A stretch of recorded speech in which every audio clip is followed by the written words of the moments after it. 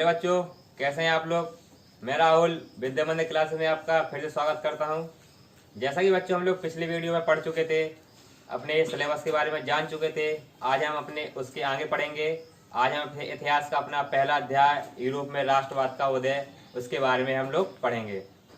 तो बच्चों हम लोग उसमें जानेंगे कि राष्ट्रवाद का उदय किस प्रकार हुआ, क्या क्या कारण हुए, क्या क्या काम किया गया आदि सब उसके बारे में आगे जानेंगे।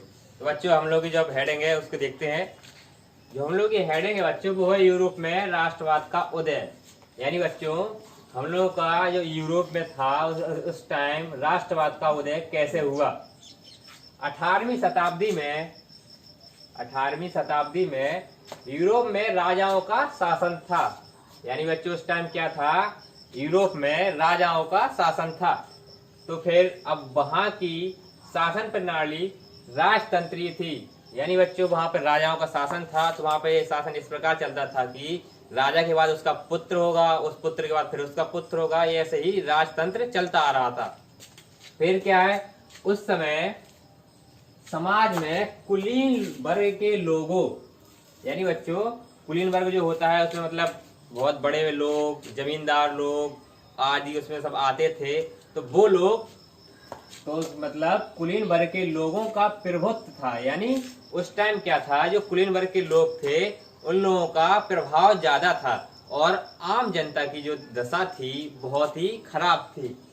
तो आगे क्या है बच्चों था, आम जनता की दशा खराब थी। यानी बच्चों उस टाइम क्या था, कुलीन वर्ग के लोगों का प्रभाव अच्छा था, उन लोगों के पास अच्छा सब कुछ था, और जो आम जनता थी उसका प्रभाव खराब था। उस टाइम आम जनता की दशा बिल्कुल दयनीय थी। फिर क्या था, कुलीन वर्ग के लोग और यूरोप के विभिन्न देशों के राजा, यानी बच्चों जो कुलीन वर्ग के लोग थे और यूरोप के विभिन्न देशों के राजा जो उस टाइम राजा होते थे, आम जनता पर तरह तरह के अत्याचार करते थे। यानी बच्चों उस टाइम जो कुलीन वर्ग के लोग थे और वहां के उस राजा थे क्या करते थे, आम जनता पर बहुत ही अत्याचार करते थे। फिर बच्चों क्या था, साधारण जनता को किसी प्रकार की स्वतंत्रता नहीं थी। यानी बच्चों भाई अपने से खुद कोई किसी प्रकार की स्वतंत्रता उसको कोई प्राप्त नहीं थी। वो अपने आप से कुछ नहीं कर सकता था। उसे कुछ करने के लिए इन कुलीन वर्ग और राजाओं से अनुमति लेनी पड़ती थी। इस प्रकार से वह स्वतंत्र नहीं था। तो बच्चों साधारण जनता को किसी प्रकार की स्वतंत्रता नहीं थी। फिर क्या है, जिसके फलस्वरूप यूरोप के देशों की, यूरोप में जितने भी देश आते थे बच्चों, उनके देशों की जनता में शासन के विरुद्ध विद्रोह पनपने लगा। यानी बच्चों अब जब यूरोप के राजा थे होते थे, कुलीन वर्ग के लोग क्या करते थे, आम जनता पर अत्याचार करते थे। तो अब साधारण जो जनता थी वह स्वतंत्र तो नहीं थी। तो उसमें क्या था कि साधारण जनता का शासन के विरुद्ध विद्रोह उत्पन्न होने लगा। यानी बच्चों जिसके फलस्वरूप यूरोप के देशों की जनता में शासन के विरुद्ध, यानी बच्चों शासन के विरुद्ध यानी राजाओं या कुलीन वर्ग के लोगों के विरुद्ध विद्रोह पनपने लगा या उत्पन्न होने लगा। तो बच्चों फिर क्या हुआ, वहां पे स्वतंत्र तो नहीं थे तो उन लोगों के अंदर विद्रोह उत्पन्न होने लगा और वह क्रांति का सोचने लगे। फिर क्या था, अपनी स्वतंत्रता के लिए वे लोग कई तरह की कल्पनाएं करने लगे। यानी बच्चों वे यानी आम जनता और साधारण जनता या आम जनता जो थी वह क्या करने लगे, अपनी स्वतंत्रता के लिए कई तरह की, अब वो लोग अपनी स्वतंत्रता चाहते थे तो अपनी स्वतंत्रता के लिए वो लोग कई तरह की कल्पनाएं करने लगे, यानी इमेजिनेशन करने लगे, या हम क्या करें अपनी स्वतंत्रता के लिए, हमें क्या कुछ और करना चाहिए। फिर आगे क्या था, और योजनाएं बनाने लगे। उन्होंने बच्चों अपनी स्वतंत्रता के लिए कई प्रकार के कल्पनाएं भी की, हम क्या कर सकते हैं, क्या हमें करना चाहिए ये सब। और फिर उन्होंने योजना भी बनाई कि हम अपनी स्वतंत्रता के लिए किस प्रकार से योजनाएं बनाएं। फिर आगे क्या हुआ, अब यूरोपीय देशों के बुद्धिजीवियों के नेतृत्व में अनेक क्रांतिकारी संगठन स्थापित हुए। यानी बच्चों अब जो यूरोपीय देश में जितनी भी जनता थी, उनमें से जो बुद्धिजीवी थे यानी बहुत ही बुद्धिमानी व्यक्ति थे, उनके नेतृत्व में उन्होंने क्या किया, क्रांतिकारी संगठन, यानी बच्चों उन्होंने क्रांतिकारी संगठन क्या किए, स्थापित किए। अब क्रांति के लिए उन्होंने संगठन बनाए और उनका नेतृत्व किन लोगों ने किया, जो आम जनता के बुद्धिमान लोग थे, उन्होंने उसका नेतृत्व किया। अब क्रांतिकारी संगठन स्थापित हुए, फिर क्या हुआ, तथा जनता ने इन क्रांतिकारी नेताओं के नेतृत्व में वहां के अत्याचारी राजाओं के प्रति अपनी मांगे प्रारंभ कर दी। यानी बच्चों क्या हुआ, अब जो जनता ने इन क्रांतिकारी नेताओं, जो बच्चों बुद्धिमान लोग थे, जो नेता यानी इनका नेतृत्व कर रहे थे, उनके क्रांतिकारी नेताओं के नेतृत्व में वहां के अत्याचारी राजाओं, यानी बच्चों जो राजा थे वो उनके ऊपर अत्याचार करते थे, उनके प्रति अपनी मांगे प्रारंभ कर दी। यानी बच्चों अब जनता ने क्या किया, जो उनका नेतृत्व कर रहे थे उनके प्रति, उनके द्वारा ही जो अत्याचारी राजा थे उन पर अत्याचार करते थे, उनसे अपनी मांगे प्रारंभ कर दी। फिर क्या हुआ, तथा कई विद्रोह तथा आंदोलन किए। इसके साथ साथ यूरोप में कई बड़ी क्रांतियां भी हुई। अब बच्चों जनता ने विद्रोह क्या किया, विद्रोह भी किया, अपनी मांगे तो उन्होंने रख ही दी थी। अपनी मांगे रखने के बाद उन्होंने क्या किया, विद्रोह आंदोलन किए। इसके साथ साथ अपनी बड़ी क्रांतियां भी हुई। यानी बच्चों उन्होंने विद्रोह भी किया और कई आंदोलन भी किए, जिससे यूरोप देश वहां पे कई प्रकार की क्रांतियां भी हुई। अब हम उसके बारे में और आगे जानेंगे। आइए बच्चों उसके आगे हम लोग देखते हैं। फिर बच्चों उसके आगे क्या हुआ, अब यूरोपीय देशों की जो जनता थी, यूरोपीय देशों की जनता के ये सभी आंदोलन, क्रांतियां तथा विद्रोह मुख्यतः इस विचार पर आधारित थे कि वे अपने एक अलग राष्ट्र का निर्माण करें। यानी बच्चों अब यूरोपीय देश की जनता ने क्या किया, उन्होंने जो सब ये आंदोलन किए थे, क्रांतियां की थी, विद्रोह किया था, उसका मुख्यतः इस विचार पर आधारित थे। उनका उद्देश्य जो था इस विचार पर आधारित था कि वे अपने एक अलग राष्ट्र का निर्माण करें। यानी बच्चों उन्होंने जो किया, जितने भी आंदोलन किए, क्रांतियां किए, विद्रोह किए, उनका एक मुख्यतः एक विचार था कि वो लोग अपना अलग से एक राष्ट्र का निर्माण करें और जिसमें उन्हें सभी प्रकार की आजादी तथा अधिकार प्राप्त हो। यानी बच्चों अब यूरोपीय देश की जनता ने जो जितने भी आंदोलन किए थे, क्रांतियां की थी, विद्रोह किया था, उसका एक मुख्य विचार रखा गया कि उसमें से क्या किया कि वह एक अलग, यानी बच्चों कि वह एक अलग राष्ट्र का निर्माण करें और उन्हें हमें स्वतंत्रता मिले और राष्ट्रवाद का आजादी प्राप्त हो और आवश्यक अधिकार प्राप्त हो और हमारा जो राष्ट्र बने वह एक राष्ट्रवादी राष्ट्र का निर्माण हो। तो बच्चों जो जनता ने ये रखा था प्रस्ताव। फिर क्या हुआ, अब उसके आगे स्वतंत्र राष्ट्र की इस विचारधारा के कारण ही यूरोप में राष्ट्रवाद का विकास हुआ। यानी बच्चों उसने जो यूरोपीय जनता थी उसने एक मुख्यतः विचार पर आधारित अपनी क्रांतियां की, आंदोलन किया, विद्रोह किया कि भाई एक अलग राष्ट्र का निर्माण करें और उसमें उन्हें हर प्रकार से स्वतंत्रता प्राप्त हो और सभी अधिकार प्राप्त हो, जिससे इन सब से ही यूरोप में राष्ट्रवाद का निर्माण हुआ। यानी बच्चों इन सब के कारण ही, इस विचारधारा के कारण ही यूरोप में राष्ट्रवाद का निर्माण हुआ या विकास हुआ। यूरोप एक राष्ट्रवाद राज्य बन गया। फिर क्या हुआ, अंत में वहां इसी राष्ट्रवाद की जीत हुई और तथा विभिन्न स्वतंत्र राष्ट्रों का निर्माण हुआ। यानी बच्चों अब यूरोपीय देशों ने जो जनता ने सब किया था उनकी वह अंत में उनकी जीत हुई और एक स्वतंत्र राष्ट्र का निर्माण हुआ और भी कई स्वतंत्र राष्ट्रों का उसमें निर्माण हुआ।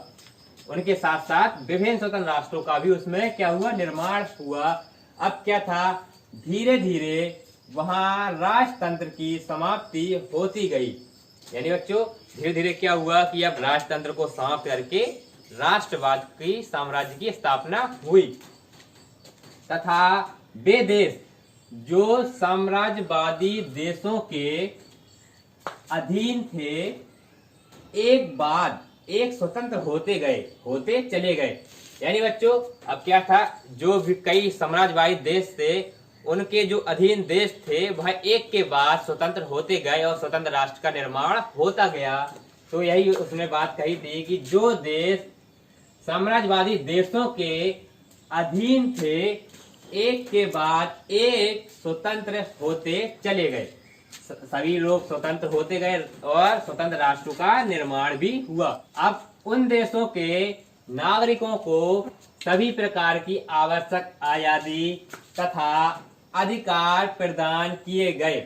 यानी बच्चों जो स्वतंत्रवादी देश थे उनके अधीन जो भी देश थे वह सब एक के बाद एक स्वतंत्र होते चले गए और स्वतंत्र राष्ट्र का निर्माण भी हुआ। फिर उनके जो नागरिक थे उनको सभी प्रकार की आवश्यक आजादी भी मिली और जितने भी उनके अधिकार थे उनको वह अधिकार भी प्राप्त किए गए या प्रदान किए गए।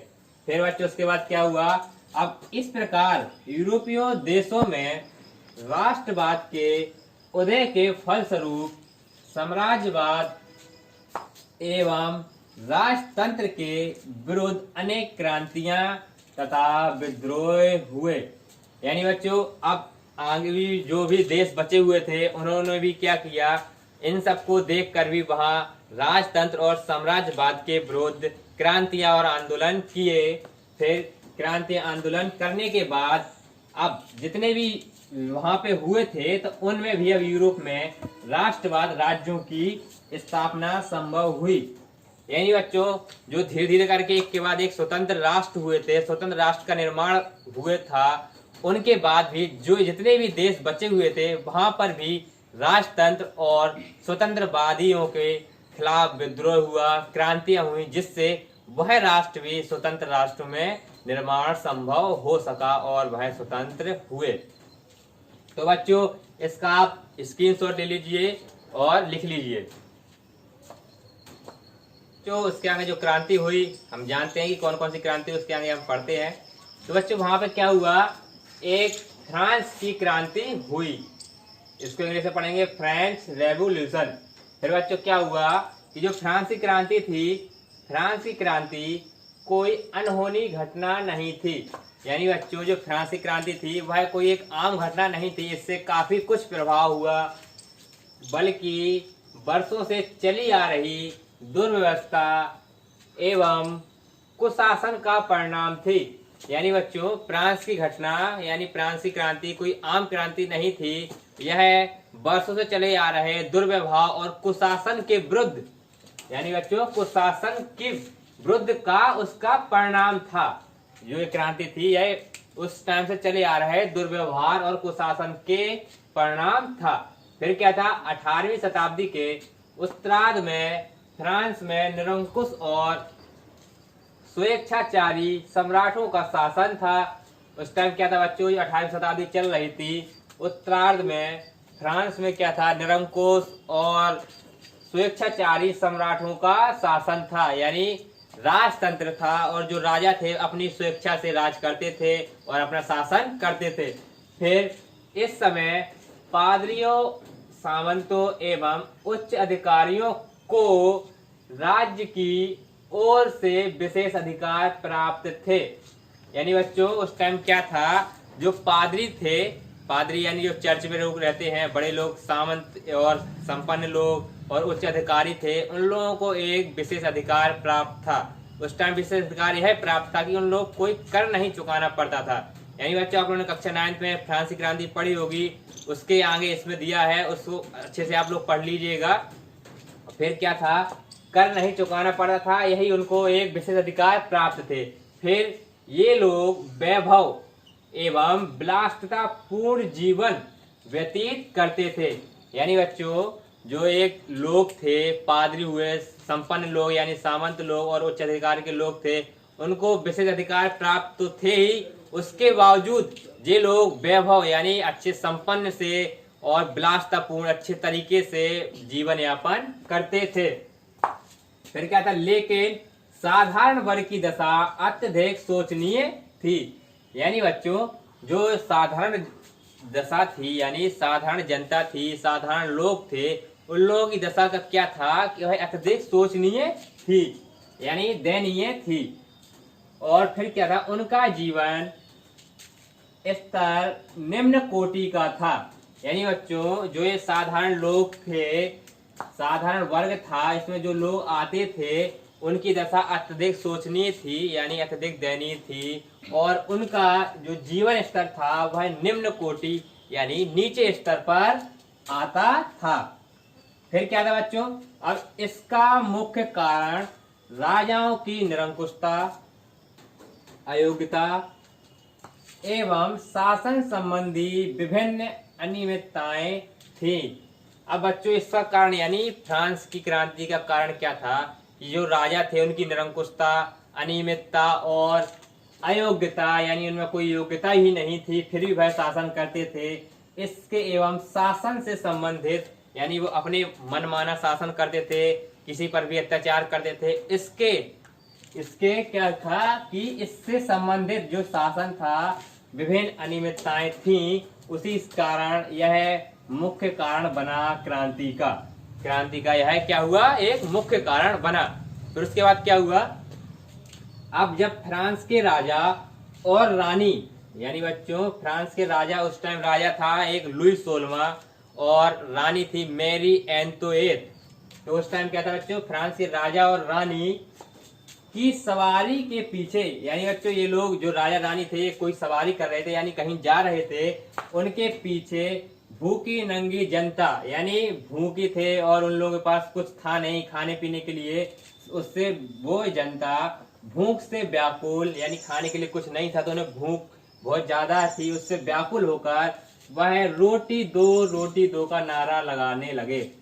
अब बच्चों वो जनता थी उनके पास खाने पीने के लिए कुछ नहीं था तो उन्हें भूख से बहुत ज्यादा व्याकुल थे, उससे ये लोग क्या करने लगे, इन्होंने नारे लगाए कि रोटी दो, जिससे उन्होंने के नारे लगाते हुए दौड़ रही थी। यानी बच्चों जो राजा रानी थे इनके जो ये सवारी कर रहे थे इनके पीछे क्या था, जो जनता थी वह भूख से बहुत अधिक व्याकुल थे, उनके पास खाने पीने के लिए कुछ नहीं था, वह रोटी दो के नारे लगाते हुए इनके पीछे यानी राजा रानी के पीछे दौड़ रही थी। और फिर क्या था, उस तो परिस्थिति से अनजान रानी यानी बच्चों रानी को तो कुछ पता नहीं था कि किस प्रकार की परिस्थिति चल रही है, क्या हो रहा है, तो उसने क्या कह दिया कि रोटी के बदले केक खाओ। यानी बच्चों रानी ने क्या कहा कि यदि रोटी नहीं मिलती तो केक क्यों नहीं खाते, यानी बच्चों रोटी नहीं मिलती तो केक क्यों नहीं खाते। अब उनको यह पता नहीं था, उनके पास खाने पीने के जब तक कुछ पैसे भी नहीं है, कुछ नहीं है, तो वह कहां से केक खरीदेंगे। तो उन्होंने क्या कह दिया, इस बात से वह तो अनजान थी, तो उन्होंने कह दिया कि जब रोटी नहीं मिलती तो केक क्यों नहीं खाते। फिर क्या था बच्चों, अब फ्रांस की बिगड़ी हुई आर्थिक दशा के कारण जनसाधारण यानी जो तीसरे वर्ग यानी जनसाधारण निम्न स्तर के लोग थे का जीवन कष्टों से भरा हुआ था। यानी बच्चों अब जो फ्रांस की बिगड़ी हुई स्थिति को देखकर इसका जो निम्न स्तर के लोग थे, निम्न कोटि के लोग थे, उनका जीवन अत्यधिक कष्टपूर्ण था यानी अत्यधिक कष्टों से भरा हुआ था। इसका परिणाम क्या हुआ, इसके परिणाम स्वरूप 1789 यानी बच्चों जो फ्रांस की क्रांति हुई थी उसकी डेट आप लोग याद कर लेना, 14 जुलाई 1789 ईस्वी में भीषण जन विद्रोह हुआ। यानी बच्चों भीषण जन विद्रोह यानी लोग एकत्रित होकर विद्रोह हुआ काफी बड़ा, और यहाँ के निरंकुश राजतंत्र का अंत हुआ। यानी बच्चों जो राजतंत्र चला रहा था उससे जनता ने क्या किया, एक भीषण विद्रोह किया जिससे यह निरंकुश राजतंत्र का अंत हुआ। उसके बाद फिर तथा फ्रांस में लोकतंत्र की स्थापना हुई। यानी बच्चों इस राजतंत्र को समाप्त करके लोकतंत्र की स्थापना की गई। जो भीषण जनता थी, इसने जो भीषण विद्रोह किया था, इससे फ्रांस में राजतंत्र की खत्म करके लोकतंत्र को स्थापना किया गया या लोकतंत्र को स्थापित किया गया। फिर इस क्रांति में फ्रांस के तत्कालीन राजा लुई 16वां, यानी बच्चों जो मैं यहाँ बात कर रहा था राजा और रानी, उसमें से राजा लुई 16वां एवं रानी क्या कौन सी थी, उनकी रानी मैरी एंतोएट। यानी बच्चों आप लोग ये याद कर लेना कि उस टाइम को जो राजा था लुई 16वां था और उसकी रानी मैरी एंतोएट थी, जो यह रानी ऑस्ट्रिया की है राजकुमारी थी, जिससे लुई 16वां ने फ्रांस के राजकुमार ने यानी फ्रांस के राजा ने उससे शादी की थी। तो बच्चों जो मैरी एंतोएट थी, इसको क्या किया, इन दोनों को मौत के घाट उतार दिया। अब बच्चों जो क्रांति हुई इसका विद्रोह बहुत अधिक उत्पन्न। जो राजा लुई 16वां था, उसकी जो रानी थी मैरी एंतोएट, यह ऑस्ट्रिया की थी, उसने इन दोनों को क्या किया, इसका परिणाम निकला कि इन दोनों को मौत के घाट उतार दिया। यानी बच्चों क्रांति का अंत में यह परिणाम निकला कि राजा और रानी को मौत के घाट उतार दिया। अब इस क्रांति के फलस्वरूप संपूर्ण यूरोप, यानी बच्चों अब जो क्रांति हुई इससे क्या हुआ, संपूर्ण यूरोप युद्ध की ज्वाला में जलता रहा। यानी बच्चों अब यह क्रांति हो गई, इसके फलस्वरूप क्या हुआ कि जो संपूर्ण यूरोप था वह युद्ध वहां चलते रहे और वह युद्ध की ज्वाला में जलता रहा। फिर उसके आगे क्या हुआ, यह रक्तपात यानी खून खराबा, बहुत ज्यादा युद्ध में लोग मारे गए। उन सब से 14 जुलाई 1789 को बास्तिल की घटना के साथ प्रारंभ हुआ। यानी बच्चों जो ये मैं अभी आपको बता चुका हूं कि जो फ्रांस की क्रांति हुई थी वह 14 जुलाई 1789 को हुई थी। उस टाइम क्या था कि जो बास्तिल नामक एक किला था उस पर यह भीषण जनता विद्रोह करते हुए वहां पे गई और उस किले को गिरा दिया गया। यानी क्रांति की वहां से शुरुआत हुई। तो यह बात वही कही गई है कि 14 जुलाई 1789 को बास्तिल यानी ये जो किला था बास्तिल नामक की घटना के साथ यह क्रांति प्रारंभ हुई और 18 जून 1815 यानी बच्चों 18 जून 1815 को वाटरलू का जो युद्ध हुआ था, वाटरलू के युद्ध के साथ समाप्त हुआ। यानी बच्चों यह क्रांति का जो परिणाम निकला, राजा रानी को मौत के घाट उतार दिया। बच्चों जो अंत में हुआ कि राजा रानी को मौत के घाट उतार दिया गया। राजा यानी लुई 16वां और रानी यानी मैरी एंतोएट को मौत के घाट उतारने के बाद उसके लोकतंत्र की स्थापना हुई और राजतंत्र को समाप्त किया गया। अब इस क्रांति की जो शुरुआत हुई थी वह 14 जुलाई 1789 को बास्तिल नामक किले से हुई थी और इसका जो अंत हुआ वह 18 जून 1815 में वाटरलू नामक युद्ध के साथ इसका अंत हुआ और यूरोप में राष्ट्रवाद का उदय हुआ। तो बच्चों आज के लिए हम लोग इतना ही पढ़ते हैं और कक्षा 9 में आप लोग फ्रांस की क्रांति के बारे में पढ़ चुके होंगे, उसमें बहुत विस्तार से दिया है। इसमें आपको जितना अच्छा लगे पढ़ लेना और उससे भी आपको पढ़ चुके हैं तो कोई बात नहीं, और इसका स्क्रीनशॉट ले लीजिएगा और नोट्स भी बनाते रहिए।